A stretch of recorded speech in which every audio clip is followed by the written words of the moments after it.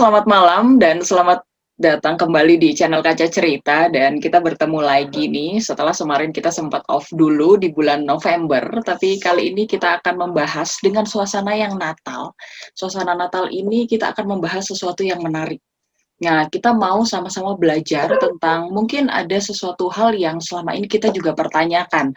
Nah, saya sudah bersama dengan pemateri kita yang baru, yaitu Kak Randy. Halo Kak Randy. Halo, salam. Apa kabar Kak Randy? Baik ya? Baik, Tuhan. Puji Tuhan, baik. Nah, teman-teman, apa sih yang mau kita bahas saat ini gitu mengenai Natal ini dan apa yang akan kita pelajari? Nah, Kak Randy, silakan Kak. Waktu selanjutnya saya serahkan nih sama Kak Randy. Monggo. Ya, terima kasih Ocha yang memimpin acara ini dan sekaligus yang punya akun.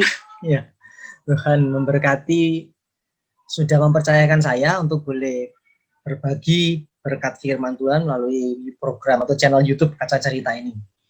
Ya, saya Randy Prayitno, ya lengkapnya Randy Daniel Darmawan Prayitno, dan saya melayani sebagai Gembala Sidang di Gereja Kemah Injil Indonesia, pos pelayanan atau pos PI di Surabaya di Kutisari Selatan. Kami bukan gereja besar, kami gereja rumah sederhana dari 6 sampai 10 orang saja yang saya layani, dan itu berjalan sampai hari ini oleh anugerah Tuhan. Dan kedua, saya melayani sebagai dosen tetap di STT Sabda Agung. Ya, dosen yang mengampu mata kuliah sejarah gereja dan perjanjian baru, itu bidang mayor saya, bidang minor saya liturgika dan pembinaan warga gereja, lalu hukum gereja, itu bidang minor. Tapi mayor saya sejarah gereja dan perjanjian baru. Itu, dan saya juga salah seorang konselor di Soul Rescue Center di dalam satu lembaga psikologi, ya, psikologi teologi untuk menolong banyak orang-orang yang membutuhkan secara jiwa, begitu ya. Lalu juga saya sebagai ketua Komisi Pemuda Anak PGLII Kota Surabaya sampai hari ini, ya akan masih akan terus berjalan, ya, dan mungkin periode ini akan tahun depan atau saya lupa, tahun depan lagi selesai sudah, ya, satu periode. Nah itu. Dan juga pembina di beberapa PA di tempat di rumah saya, ada di beberapa tempat, dan juga di salah satu sekolah yang didirikan Bapak almarhum Pendeta Ranto Sari Sihaan, MBS, itu saya salah seorang pengajar di sana. Nah itu pelayanan di baik di gereja maupun di lembaga-lembaga pendidikan. Nah, saya masih berstudi S3 di Sekolah Tinggi Teologi Berita Hidup dalam mengambil ini doktor, ya, di sana. Ya, doakan supaya selesai dan segera bisa dibagikan kepada banyak orang masyarakat untuk keilmuan ini yang memuliakan Tuhan tentunya. Ya, saya rasa itu ya perkenalannya, dan kita masuk pada materi dengan satu tema yang kemarin perihal orang Majus, ya. Teman saya pakai kalimat tema yang lebih familiar, ya, semacam kayak bahasa khotbah begitulah istilahnya.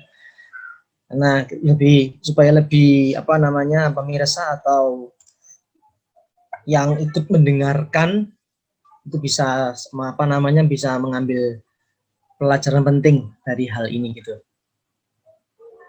Jadi kalau kita boleh melihat dalam Injil Matius pasal 2 ayat 1 sampai 12 di situ, ya. Yang biasa memang soal Natal itu mesti muncul kalimat atau teks ini begitu, ya. Jadi Matius pasal yang ke-2 ayat yang ke-12. 1 sampai 12, maaf. Orang-orang Majus dari timur. Ya, saya bacakan aja. Sesudah Yesus dilahirkan di Bethlehem, tanah Yudea, pada zaman Raja Herodes, datanglah orang-orang Majus dari timur ke Yerusalem. Dan bertanya-tanya, di manakah dia, raja orang Yahudi yang baru dilahirkan itu? Kami telah melihat bintangnya di timur dan kami datang untuk menyembah dia. Ketika Raja Herodes mendengar hal itu, terkejutlah ia beserta seluruh Yerusalem. Maka dikumpulkannya semua imam, kepala dan ahli Taurat bangsa Yahudi, lalu dimintanya keterangan dari mereka di mana Mesias akan dilahirkan. Mereka berkata kepadanya, di Bethlehem di tanah Yudea. Nah, demikianlah ada tertulis dalam kitab Nabi, dan engkau Bethlehem tanah Yehuda, engkau sekali-kali bukanlah yang terkecil di antara mereka yang memerintah Yehuda. Karena daripadamu akan bangkit seorang pemimpin yang akan menggembalakan umatku Israel. Lalu dengan diam-diam Herodes memanggil orang-orang Majus itu dan dengan teliti bertanya kepada mereka, bila mana bintang itu nampak. Kemudian ia menyuruh mereka ke Bethlehem, katanya, pergi dan selidikilah dengan seksama hal-hal mengenai anak itu. Dan segera sudah kamu menemukan dia, kabarkanlah kepadaku supaya aku pun datang menyembah dia. Setelah mendengar kata-kata raja itu, berangkatlah mereka. Dan lihatlah, bintang yang mereka lihat di timur itu mendahului mereka hingga tiba dan berhenti di atas tempat di mana anak itu berada. Ketika mereka melihat bintang itu, sangat bersukacitalah mereka. Maka masuklah mereka ke dalam rumah itu dan melihat anak itu bersama Maria ibunya, lalu sujud menyembah dia. Mereka membuka tempat harta bendanya dan mempersembahkan persembahan kepadanya, yaitu emas, kemenyan, dan mur. Dan karena diperingatkan dalam mimpi supaya jangan kembali kepada Herodes, maka pulanglah mereka ke negerinya melalui jalan lain. Ya, sini kita melihat ternyata dalam masa-masa Natal ini ada raja-raja kafir sebelumnya, itu orang Majus. Nah, memang kalau dilihat fakta ironis saat Natal perdana ialah bahwa orang Majus yang adalah para raja negeri dari negeri Persia, ya latar belakangnya demikian, tapi juga mereka seorang imam rupanya dan ahli astronomi atau pengamat bintang yang notabene bukan dari keturunan Yakub, kafir, tidak kenal Yesus, kok bisa tahu begitu. Nah, tapi ini sebuah refleksi teologis ya, bahwa sebetulnya berita Natal tidak datang kepada para pembesar dan ahli agama di Yerusalem, melainkan kepada bangsa non-Yahudi atau kafir atau goyim. Ini salah satu janji Tuhan kepada Abraham, oleh keturunanmu maka semua bangsa di muka bumi akan mendapat berkat. Berkat sini kan teologi memberkati banyak bangsa. Karena keselamatan datang dari orang Yahudi, tapi Yesus atau firman Allah yang menjadi manusia bukan hanya tabib bagi orang Yahudi, tapi bagi orang sakit siapapun mereka, termasuk orang di luar Yahudi atau goyim atau kafir. Dalam bahasa Ibrani disebut goyim. Kalau orang Yahudi menyebut dirinya am, bangsa pilihan. Tapi di luar bangsa pilihan namanya goyim atau kafir. Nah, itu kebiasaan orang Yahudi dalam menyebut dirinya. Nah, ini menjadi refleksi teologis ya buat kita. Nah, siapa sih orang Majus itu? Nah, nanti kalau kita lihat ini, orang-orang Majus membawa hadiah bagi Yesus Kristus. Firman Allah yang berinkarnasi ke bumi ketika ia masih kanak-kanak. Nah, jadi ini merupakan sebuah refleksi tadi bahwa sebetulnya justru orang kafir malah mau menerima Mesias. Nah, ternyata kalau kita kaitkan dengan wahyu umum, memang bicara soal Allah, pengenalan akan Allah itu juga ada di dalam wahyu umum.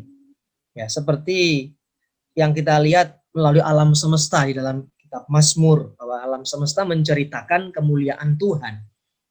Jadi orang-orang semacam ini di luar Israel, itu mereka memiliki yang namanya konsep-konsep wahyu umum, yang saya boleh katakan mungkin serpihan kebenaran. Jadi dia tidak punya kebenaran utuh, karena kebenaran utuh kan ada di wahyu khusus dalam Yesus Kristus. Kalau kita melihat konteksnya begitu. Nah, mereka punya. Bahkan dalam, saya lupa dokumennya, orang Yunani pun juga sebetulnya dalam sebuah mitologi Yunani pun juga punya pemahaman mengenai anak domba yang disembelih. Ada konsep itu. Nah, ini kalau dalam konteks belajar mengenai teologi agama-agama, memang kita melihat mereka dari segi wahyu umum. Karena alam semesta diciptakan Tuhan juga menceritakan Tuhan. Gitu. Hanya tidak lengkap. Ya, jadi termasuk orang Majus ini.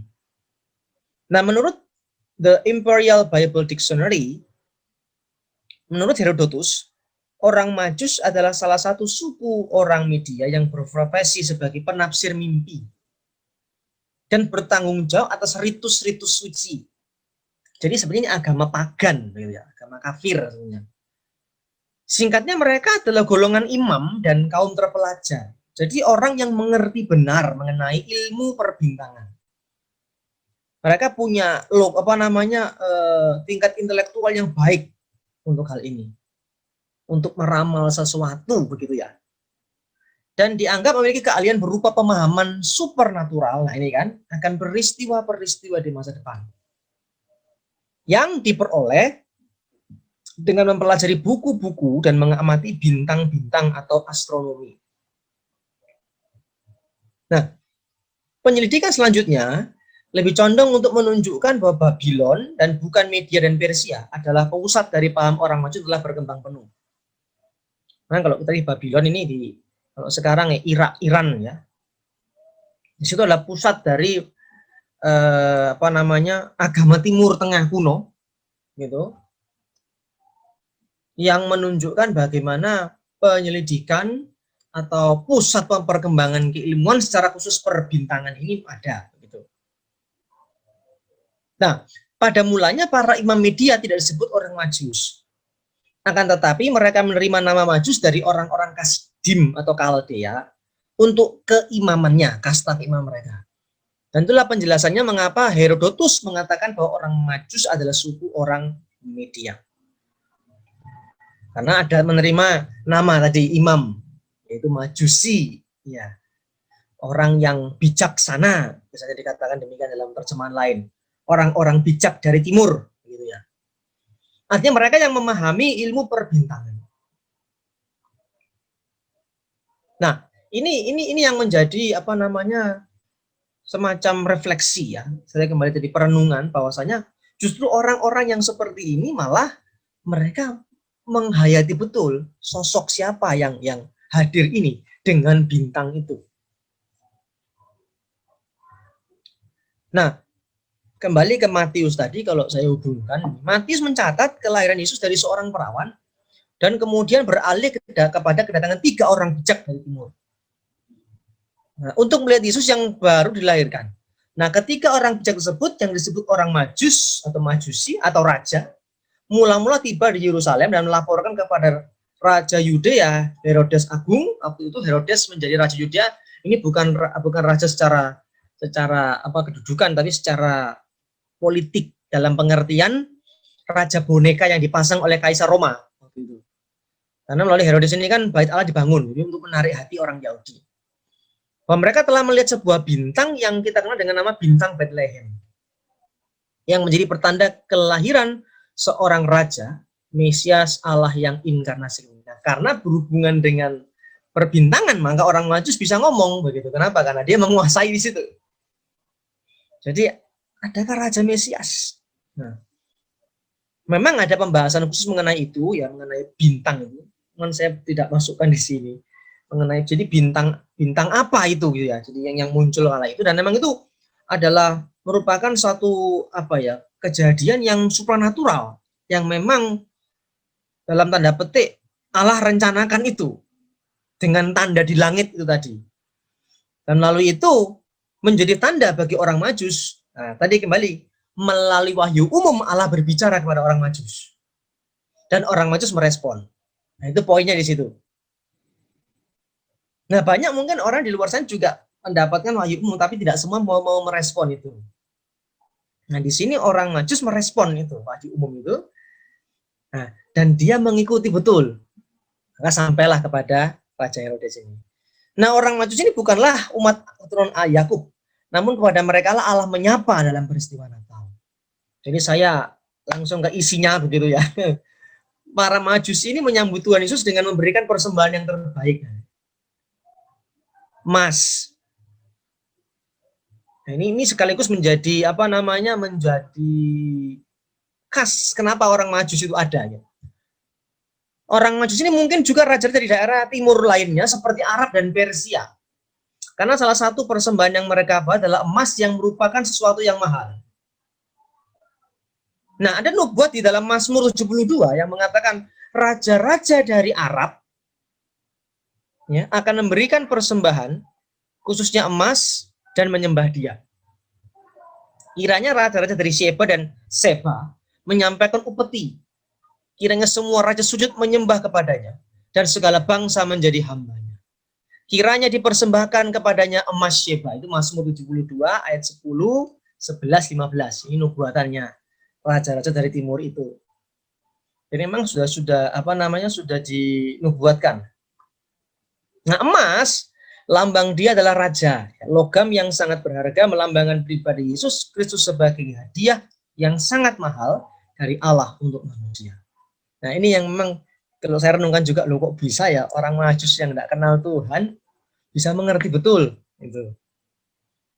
Mereka hanya berpatokan pada wahyu umum. Tapi disitulah Tuhan berbicara kepada mereka dan mereka mau meresponinya. Kemenyan. Kemenyan yang dimaksud ayat ini dalam konteks Timur Tengah bukan seperti kemenyan dalam alam berpikir klenik masyarakat Indonesia, maaf bicara ya. Yang sering dikenal dengan ngundang gendruwo kalau orang Jawa bilang. Jadi menyan itu kalau di sini kan ya suasana mistis gitu ya. Klenik kalau orang Jawa bilang. Tapi kemenyan itu dalam Alkitab adalah lambang doa orang-orang kudus ya. Dan kemenyan bahan ini merupakan getah keras yang berasal dari beberapa macam pohon, khususnya Boswellia, Arteri, Papyrifera, Turifera yang terdapat di Arabia, bagian barat daya, Ethiopia, dan India. Jadi rupanya tepat di daerah timur begitu. Kemenyan merupakan yang menyenangkan, panca indera, juga lambang kegiatan ritual. Kemenyan yang dipersembahkan oleh orang Majus kepada Yesus dipandang sebagai lambang keimaman. Nah, kemenyan adalah lambang imamat Yesus Kristus yang datang ke dunia untuk mempersembahkan seluruh hidupnya bagi kemuliaan Bapa di surga dan bagi keselamatan manusia. Yesus sebagai imam besar dan salah satu tugas imam ialah doa, syafaat atau juru syafaat. Dan menariknya kita melihat memang persembahan-persembahan dalam dunia Timur Tengah itu selalu dicampur dengan kemenyan. Nah, jadi ini kita lihat lagi dalam konteks mereka gitu ya. Agama-agama di sekitar Yahudi, di sekitar Israel, di sekitar keluarga Abraham kala itu. Jadi memang lembah Sumeria atau Babilonia sekarang ini itu tempat-tempat yang sudah mulai banyak macam ritual atau bentuk-bentuk agama-agama kuno yang ada di sana. Mur adalah getah dari torehan, batang, dan cabang suatu pohon yang rendah yang disebut Commiphora myrrha. Gitu ya. Kedua tumbuhan ini asli di Arab, Asia Selatan, dan bagian Afrika yang berdekatan. Getah menetes dari pohon dan menjadi kental berwarna kuning, coklat, dan berminyak. Dan mur adalah jenis damar dari getah dari torehan, batang, dan cabang suatu pohon yang rendah. Disebut Commiphora atau Commiphora myrrha atau Commiphora kataf. Itu nama lainnya secara ilmu botanika ya, ilmu tumbuhan begitu. Getah menetes dari pohon dan menjadi kental berwarna kuning coklat. Getahnya ini pahit tapi wangi. Nah, pohon ini tumbuh di Arab Selatan dan bagian Afrika yang berdekatan. Ini jadi masih ada hubungan dengan daerah timur gitu. Dan mur digunakan untuk membuat minyak urapan kudus. Dinilai tinggi karena harum untuk wangi-wangian, untuk kosmetik, dan wangi-wangian untuk wanita begitu ya. Nah, dalam bahasa Yunani mur adalah Semirna sebetulnya bahasa Jepangnya. Semirna. Jadi kota Semirna itu sebetulnya berangkat dari kata mur. Jadi mur dipersembahkan kepada Yesus untuk oleh orang Majus. Ya. Embalming ini bicara balsam, seperti balsam gitu, untuk mengawetkan ya. Nah, mur dicampur pada minuman yang disodorkan kepada Yesus pada saat salib untuk mengurangi sengsara dan kesadisan penyalipan, obat bius waktu itu ya. Dan digunakan pada waktu penguburannya. Jadi mur bicara soal kematian Kristus, gitu ya, sebagai anak domba. Mur yang diberikan oleh Majus kepada bayi Mesias, ini ada yang berpendapat bahwa ini melambangkan penderitaan, bentuknya diurapi mur, tapi kita perlu tahu itu juga sebagai kemutlakan bahwa mur merupakan lambang perkabungan atau duka cita. Sebab mur dipakai sebagai kosmetik, parfum, dan obat. Mur, getah yang rasanya pahit, dan pohon mor yang baunya wangi. Melambangkan penderitaan dan kematian Yesus, di mana tubuhnya diurapi mur yang wangi saat pemakamannya. Nah, jadi sebetulnya kita bicara orang Majus ini juga bicara juga mengenai siapa itu pribadi Kristus. Ya. Malah justru bukan orang yang beragama Yahudi yang nggak ngerti pengharapan mesianis, malah mereka yang merespon. Nah, ini refleksi buat kita sebetulnya. Nah, menarik setelah kita melihat bersama lambang dari setiap persembahan orang Majus, orang kafir, tetapi menghayati dan memahami siapa Mesias, raja orang Yahudi tersebut. Mereka memahami bahwa Yesus adalah raja. Mereka memahami bahwa Yesus adalah imam. Dan mereka memahami bahwa Yesus akan mati dan bangkit untuk mengembalikan manusia kepada rupa Allah itu. Nah, ini yang saya katakan tadi, mereka meresponi wahyu umum, dan akhirnya mereka bertemu dengan sang wahyu khusus. Bahkan dikatakan di Alkitab sujud menyembahnya. Gitu. Nah, inilah sosok orang Majus yang mungkin bisa saya bagikan ya. Persembahan para Majus ini menunjukkan bahwa mereka sekalipun kafir, tetapi percaya kepada Yesus sang hadiah terindah dari Allah. Ya, saya rasa itu dari saya. Tuhan memberkati. Itu dia teman-teman, kita bahas tentang orang Majus gitu ya, karena orang Majus ini kalau kita lihat, apalagi kalau di drama Natal gitu ya, itu orang Majus ini punya peranan yang penting juga gitu ya, karena di Matius sendiri juga tadi Kak Randy sudah singgung. Setelah di sini kalau kita lihat di pasal 1 kan, setelah kelahiran Yesus, loh kok tiba-tiba di pasal 2-nya ada orang Majus gitu ya, tiba-tiba dari mana nih gitu. Nah Kak, ini ada beberapa pertanyaan juga yang menarik. Yang biasanya nih, yang pertama, biasanya kita kalau lihat di drama Natal gitu ya, orang Majus itu pasti 3 orang. Nah, sementara kalau kita baca sendiri di pasal 2 itu tidak ada jumlahnya gitu ya, tidak disebutkan. Itu sebetulnya bagaimana Kak? Apakah benar atau seperti apa sih sebetulnya? Ya, ini menarik juga, itu berangkat dari penafsiran dari 3 macam yang dibawa. 3 macam persembahan maksudnya yang dibawa. Jadi akhirnya digambarkan 3. Padahal Alkitab tidak menjelaskan berapa. Jadi memang kalau kita mau melihat, ya kita nggak tahu berapa orang yang hadir, tapi yang jelas bahwa para Majus ini membawa 3 persembahan. Jawabannya sih itu, simpelnya seperti itu. Jadi kita nggak tahu berapa. Bisa kan banyak ya, karena kan apalagi rombongan dari timur itu kan biasanya banyak. Ya. Kalau saya berpikirnya sih banyak gitu ya, saya berpikir. Cuman kembali ke penafsiran, karena dari mana 3? Dari persembahan yang dibawa 3 macam. Jadi diperkirakan mungkin 3. Atau mungkin drama Natal supaya nggak banyak-banyak orang gitu ya. Jadi 3 saja. Tapi ini kita nggak tahu berapa banyaknya, karena Alkitab nggak menjelaskan itu. Itu jawabannya. Karena info untuk orang maju sendiri nggak begitu banyak ya Kak ya ditampilkan di Alkitab ini.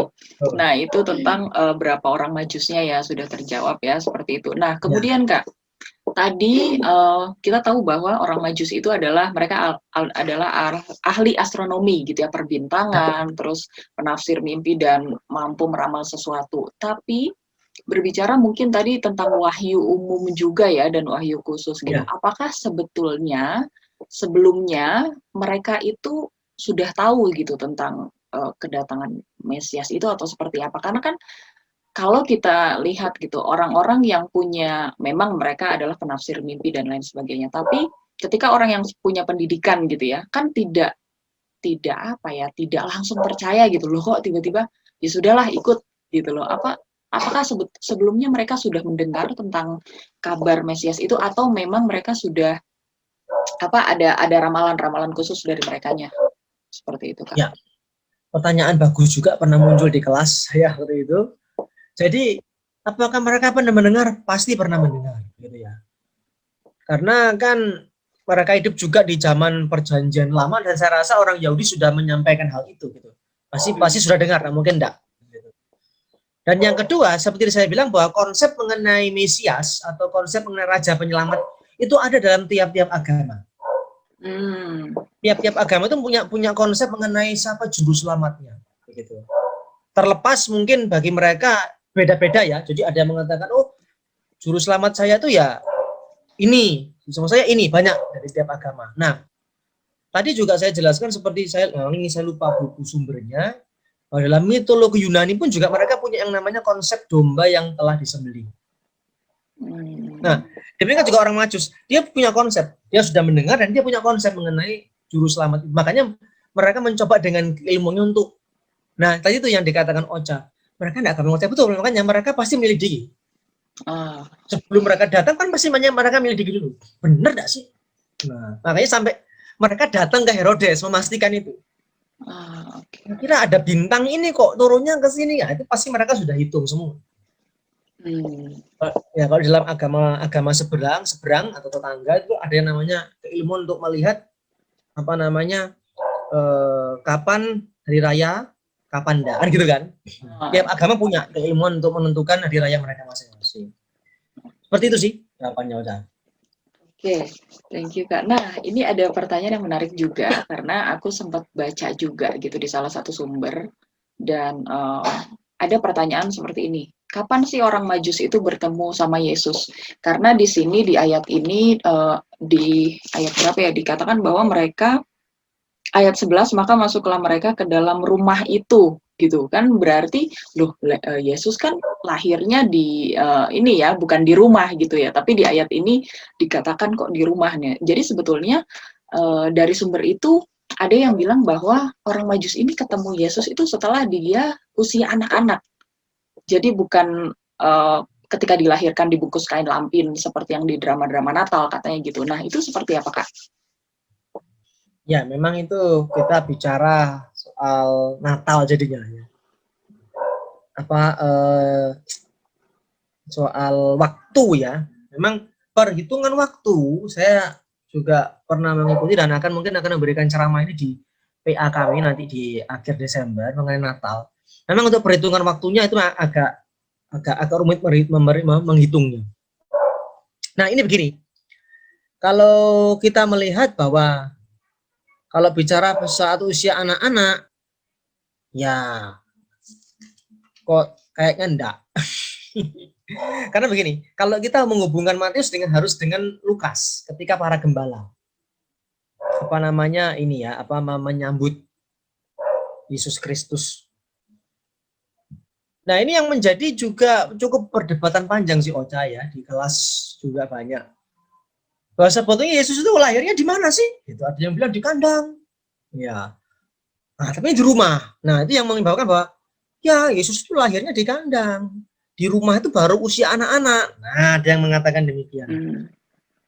Tetapi kalau kita melihat memang dokumen dari Bapak Gereja bersamaan, jadi bersamaan orang Majus dengan dengan para gembala itu bersamaan datang mengunjungi begitu ya.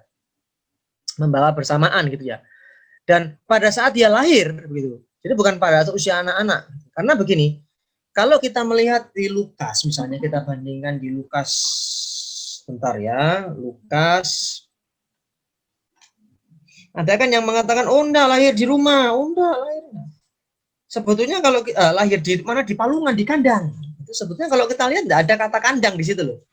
Rumah atau palungan. Di pasal yang pasal 2 ayat 7, Lukas 2 ayat 7. Dan ia melahirkan seorang laki-laki, anak yang sulung dibungkusnya dengan lampin dan dibaring dalam palungan karena tidak ada tempat bagi mereka di rumah penginapan. Ada rumah penginapan kan? Berarti kan sama toh dengan Matius sebetulnya. Begitu.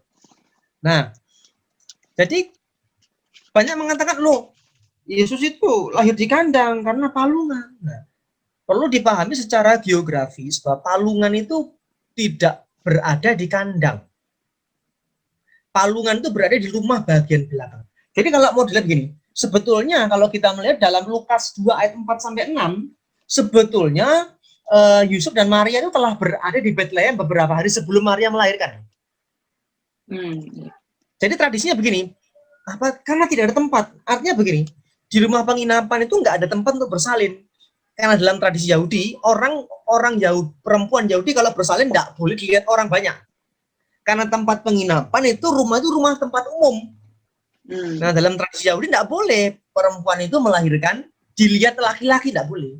Makanya tidak ada tempat, artinya apa? Tidak ada tempat bersalin di rumah itu. Nah, satu-satunya tempat yang ada di bagian belakang, yaitu palungan itu. Nah, belakangnya palungan baru kandang. Nah, jadi makanya dikatakan di rumah, iya kan, rumah penginapan di bagian belakang, gitu loh. Nah, itu kondisi geografis palungan dan kandang di kala itu. Jadi kalau dikatakan mereka masuk ke rumah, ya oikos, betul, ya rumah penginapan itu. Setelah Maria melahirkan, begitu. Tapi selama proses bersalin tidak boleh apa namanya dilihat secara umum, gitu. Makanya tempat yang ada yang privacy ya salah satunya yang orang tidak mau di bagian belakang itu palungan, tempat makanan hewan. Mana ada orang mau ke sana kecuali mereka mau kasih makan hewan. Jadi palungan itu berada di tembok ya. Nah, lalu dilubangi semacam itu. Jadi bentuknya seperti mangkok begitu di tembok, menempel di tembok. Setelah itu di belakangnya baru kandang. Jadi binatang tinggal kepalanya keluar untuk makan di tempat makan itu. Oh, iya. Bisa bayangkan ya. Iya. Jadi gitu.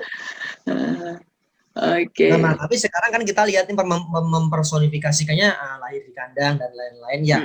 Itu masalah penafsiran ya, silakan lah. Cuman kalau saya memberikan data dari secara geografis dan secara teks tadi kita lihat di situ. Ya, kata luma. Jadi sebetulnya Yusuf dan ini dalam ayat 4 sampai 6 itu sudah ada di sana sebelum Maria melahirkan. Dan mereka ada di rumah penginapan itu. Nah, cuman untuk waktu melahirkan itu nggak ada tempat untuk bersalin. Gitu.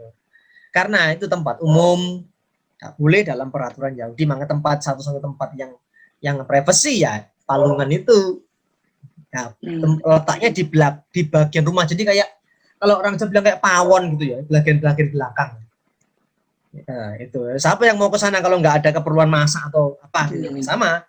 Siapa yang mau ke sana kalau nggak ada keperluan memberi makan hewan? Kalau itu di malam hari.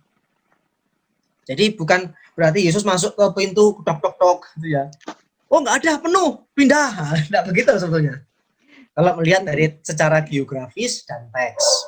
Seperti itu. Oza.